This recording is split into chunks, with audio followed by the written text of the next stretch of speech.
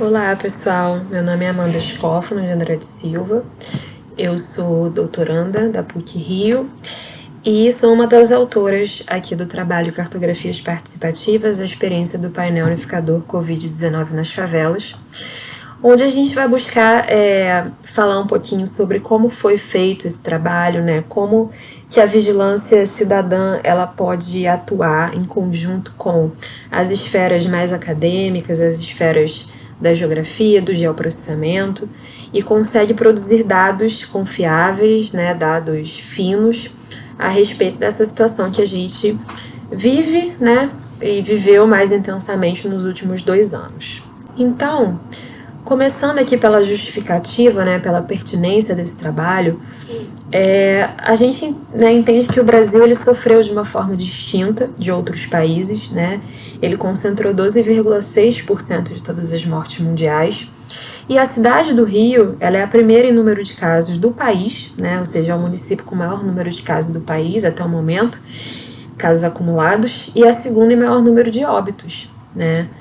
Então, o que a gente tem no Rio de Janeiro? A gente teve uma situação muito grave, né, em relação à Covid, em relação aos óbitos, em relação à dispersão da epidemia. E a gente tem também uma configuração geográfica muito impressionante no Rio de Janeiro, que são as espacialidades segregadas e, ao mesmo tempo, elas se convergem, né? Ao mesmo tempo, elas estão muito próximas. Então, a gente tem muito no Rio de Janeiro condomínios de luxo ao lado de locais de favela, né, ou de loteamentos irregulares, como a gente vê aí no mapa, né? Esse é um mapa produzido pelo IPP, Data Rio, e ele mostra aí o número de favelas, né, na verdade, a quantidade de favelas, né, em vermelho, a quantidade de loteamentos irregulares em marrom e em preto os loteamentos clandestinos, né? Então é uma cidade que está ali mesclada, né, entre a sua cidade chamada de formal e a sua cidade informal. E é lógico que um fenômeno ele acontece de formas diferentes dependendo da localidade. Então, ele jamais vai ter o mesmo impacto que teve num local rico, ele não vai ter no local pobre, né? Vão ser outros impactos, vão ser outras vulnerabilidades, vão ser outras questões.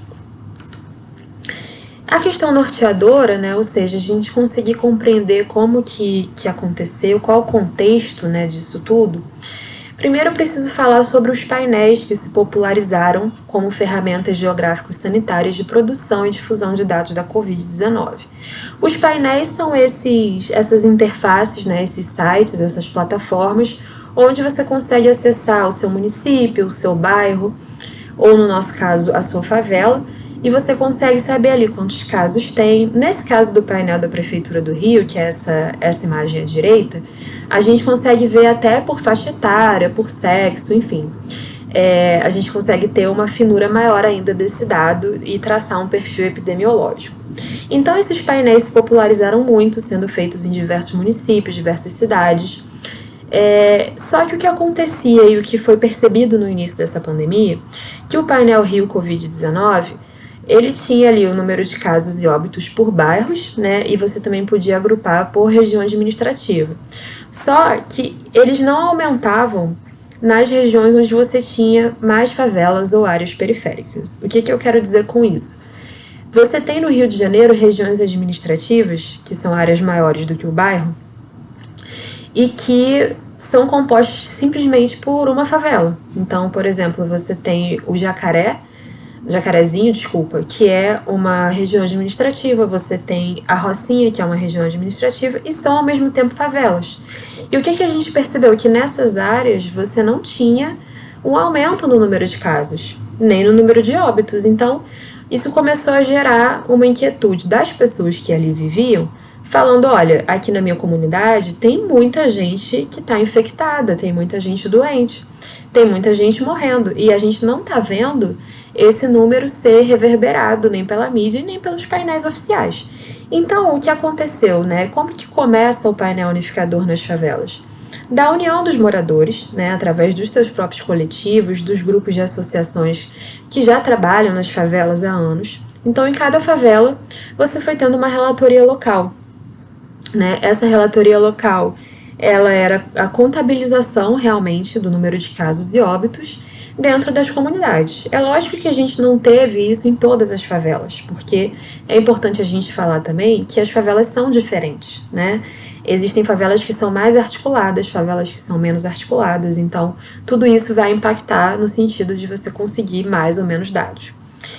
Então, o painel unificador Covid nas favelas, ele surge de um trabalho conjunto que começa com esses moradores contabilizando isso e a gente se perguntando onde a gente pode colocar esses dados, né? É importante falar que o painel ele surge a partir de um trabalho já de mais de 20 anos da Comunidades Catalisadoras, que é uma ONG, que atua em relação às favelas, né, tanto em sustentabilidade quanto nas questões de violência, todas essas demandas aí que tem nesses territórios. Então, a Comunidades Catalisadoras já tinha essa relação, já tinha essa ligação com esses relatores, né, com esses líderes locais, que já estavam fazendo esse trabalho. Então, uniu-se isso com a parte, né, científica acadêmica, que seria o mapeamento disso, né, colocar isso de uma forma simples, de uma forma espacializada, para que as pessoas pudessem compreender melhor. Então, ele surge ali em julho de 2020, no auge da pandemia, né, numa das ondas ali, a partir das demandas dessas próprias comunidades, tá? E atualmente, né, o que a gente tem aí? A gente tem 4 tipos de fontes que a gente utiliza, né, que são os relatores locais, outros painéis, a metodologia por CEPs e a autodeclaração, né? Então, os relatores locais foi basicamente o que eu falei, né, anteriormente, que são essas lideranças que foram contar os casos nas suas favelas e hoje em dia respondem a 6,12% do que a gente tem no painel. Outros painéis, né, a gente tem o Voz das Comunidades, que atua muito aqui na cidade do Rio de Janeiro em relação a várias favelas, então eles pegam esses dados, na verdade, em clínicas da família, pegam esses casos também através de relatoria local, a Rede da Maré, que também é uma ONG que atua no Complexo da Maré, e o próprio painel da Prefeitura, quando não se tinha outra opção ali.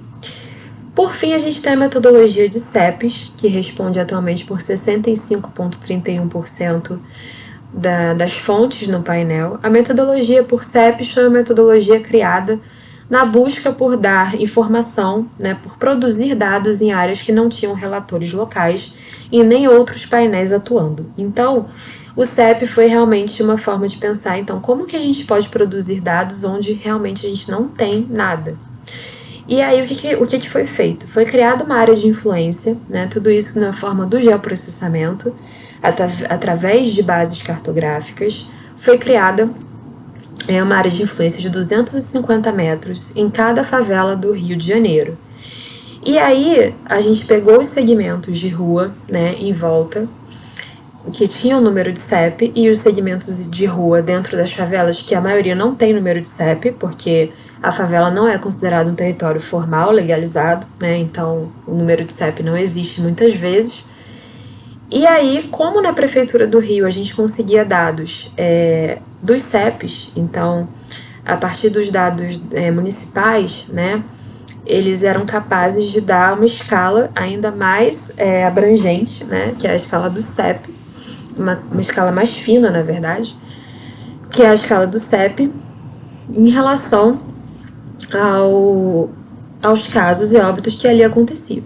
E a partir disso era realizada uma espacialização que vai para o painel, né, na forma de mapas, e então hoje a gente tem a maior parte da fonte do painel sendo de CEPs, né, e a tendência é aumentar porque a busca por CEPs ainda continua, a gente continua fazendo esse trabalho, então a tendência é que aumente aí no gráfico.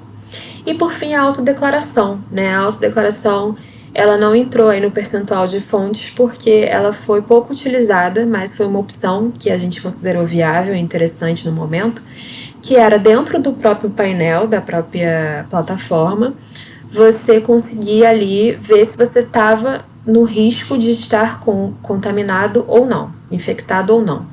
Então, a autodeclaração, a partir do momento que dava médio ou alto risco, já contabilizava mais uma pessoa dentro daquela comunidade, né? É lógico que isso com todos os dados sendo protegidos, né? Ninguém precisa dar um nome ou coisa do tipo, mas era só pra gente ter essa contagem mesmo, tá? Aqui a gente tem as regiões, né, as favelas mapeadas por região, né, o zoneamento das favelas.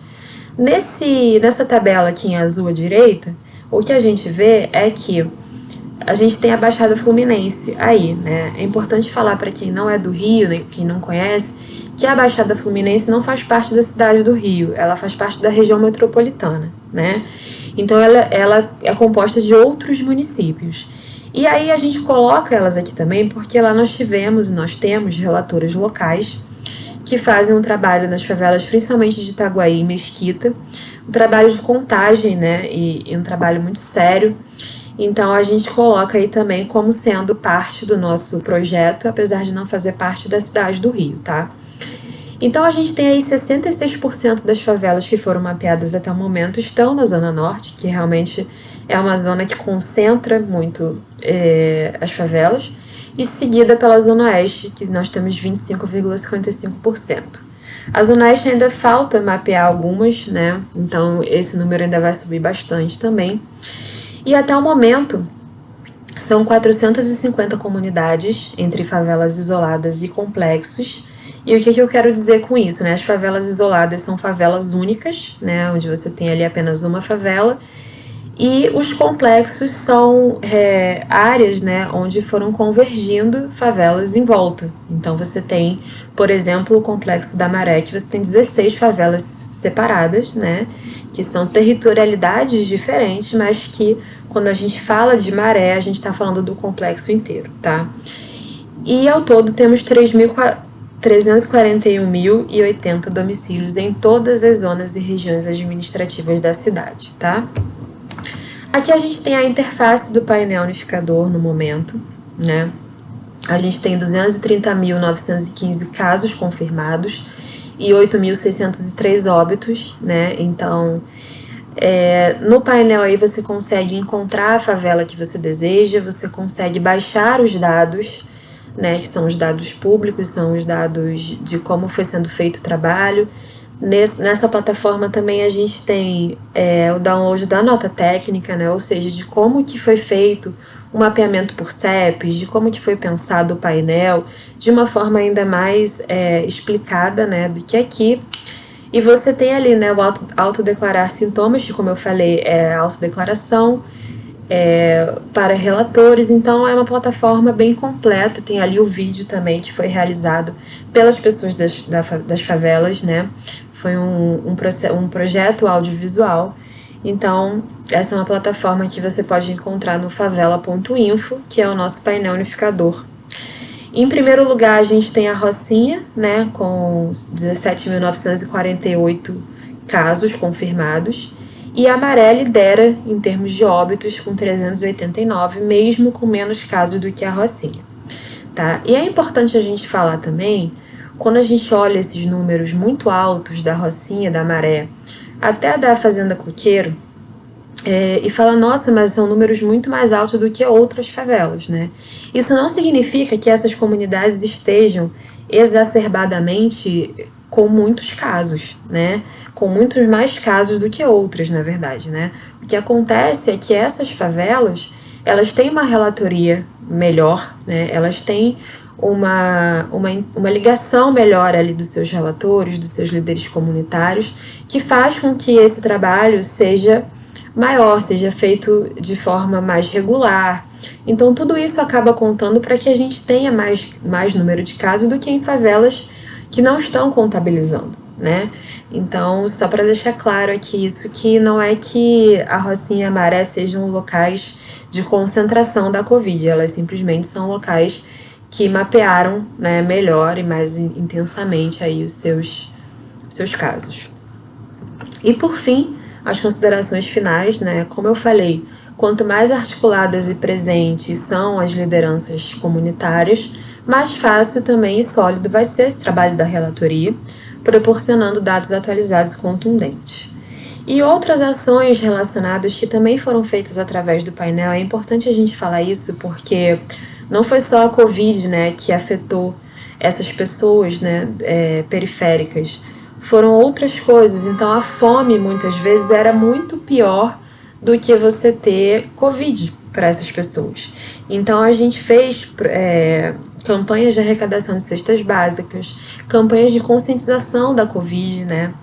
A distribuição de álcool em gel e máscaras. Então tudo isso também foi um trabalho em conjunto, né, com esses líderes, mas foi um trabalho também que a gente pode dizer multifacetado, né, porque ele não ficou só focando na questão da saúde, apesar de ser o principal, mas muitas das vezes as demandas eram outras, né, então é importante a gente falar isso. Outro ponto é que o painel tem o apoio de mais de 20 parceiros, então a gente está falando aí de coletivos de favelas, associações de moradores, instituições de pesquisa e outras ONGs, né, outras ONGs aí, e continua atualizando, né, os seus dados de forma regular. Então esse trabalho ainda tem sido feito, apesar da gente estar num momento mais tranquilo em relação à pandemia, né, de já ter vacinação, já estarmos na 4ª dose, apesar disso a gente continua atualizando os dados ali. E para a gente fechar, né, todo esse trabalho, a importância, né, desse trabalho, da metodologia participativa do painel é que ele auxiliou tanto na produção de dados, no diagnóstico e nas tomadas de decisões das populações de favela, porque ele não foi um trabalho hierarquizado de forma nenhuma, ele foi um trabalho onde cada um deu aquilo que sabia fazer, né? Então, as pessoas, os relatores locais fizeram aquilo que podiam fazer, os pesquisadores fizeram aquilo que podiam fazer, então a gente foi somando forças, né? Fomos somando as sabedorias, né? A sabedoria local, da vigilância cidadã e a sabedoria acadêmica também, né? Então, esse conjunto entre a vigilância civil e a ciência cidadã, né, pode ir muito além e se tornar um exemplo de gestão democrática da cidade em outros âmbitos também, né? Porque muitas vezes a gente enxerga e a gente trata a ciência de uma forma completamente afastada, segregada da vida cotidiana, né? E isso também é uma coisa que os cientistas precisam tomar conta, né? E perceber que realmente facilitar a linguagem, né? E trazer as pessoas para perto da ciência. E eu falo como pesquisadora que isso é muito importante, porque senão as pessoas nunca vão compreender realmente a importância da ciência. Se toda vez você afasta, né, aquilo das pessoas como se aquilo não fosse um conhecimento que elas também pudessem ter, então você acaba segregando essa forma de conhecimento que é tão importante quanto a sabedoria local, a sabedoria do cidadão, né, e da vivência dele. Então a gente tem que levar as duas coisas em consideração e trabalhar em conjunto. Então é isso, gente. Muito obrigada. E qualquer dúvida, qualquer questão que queiram saber, o e-mail tá ali no início, né, os nossos e-mails. E também no site favela.info vocês podem encontrar mais coisas, tá bom? Obrigada!